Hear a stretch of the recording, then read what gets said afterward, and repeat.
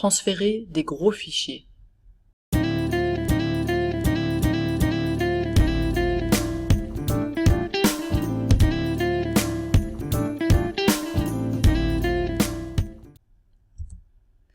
Alors, supposez que la taille du fichier que vous vouliez transférer passe par mail. C'est souvent pas une bonne solution d'envoyer un mail à votre correspondant parce qu'il peut avoir rapidement sa boîte aux lettres qui est pleine. Donc une solution alternative et qui fonctionne bien, c'est d'utiliser un service en ligne. Vous allez déposer votre fichier sur un service en ligne et votre correspondant recevra un lien de téléchargement. S'il clique sur ce lien de téléchargement, il reçoit le fichier, mais ça passe pas par la boîte mail. Alors quel service en ligne on peut utiliser? Il y en a beaucoup en fait, si vous cherchez service de transfert par exemple, vous en trouverez beaucoup. En voici 3 qui fonctionnent bien: WeTransfer, TransferNow et Framadrop. Je vous dis donc il y en a beaucoup d'autres. Ces 3-là sont gratuits. Un seulement en revanche est garanti du côté de la confidentialité de vos données, c'est Framadrop, dont l'objectif même est de respecter la confidentialité de vos actions. Une petite démonstration avec Framadrop, qui est donc l'outil qu'on recommande.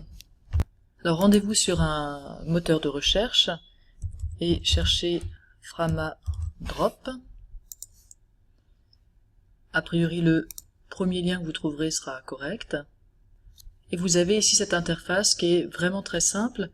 Framadrop, puisqu'il garantit la confidentialité des données, ne vous demande pas de créer un compte. Vous allez juste glisser votre fichier dans cette case. Donc, faisons-le. J'ai ici ce zip, exercice.zip. Alors, petite parenthèse sur les zips, ce format permet d'avoir, je l'ouvre ici pour que vous vous rendiez compte, plusieurs fichiers dans un seul. Et donc exercice.zip, ici je vais le glisser dans cette fenêtre. Et il y a juste ça à faire.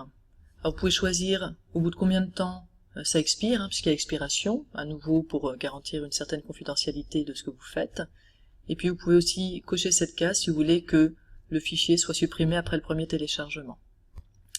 Voilà, quand le transfert vers le serveur de Framadrop est terminé, vous avez cette page qui vous propose 2 URL. Une URL que vous pourrez envoyer à votre correspondant pour qu'il télécharge le fichier que vous avez mis, et ici une URL pour supprimer le fichier que vous pouvez garder pour vous si vous voulez à la main supprimer le fichier, sachant que de toute façon, ici dans 60 jours, au plus tard, le fichier sera supprimé.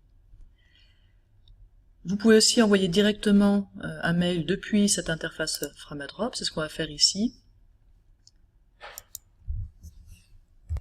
Voilà, vous entrez l'adresse email de votre correspondant, vous pouvez laisser le message par défaut si vous voulez, et vous pouvez envoyer avec le serveur de Framadrop. On va maintenant se rendre sur la messagerie du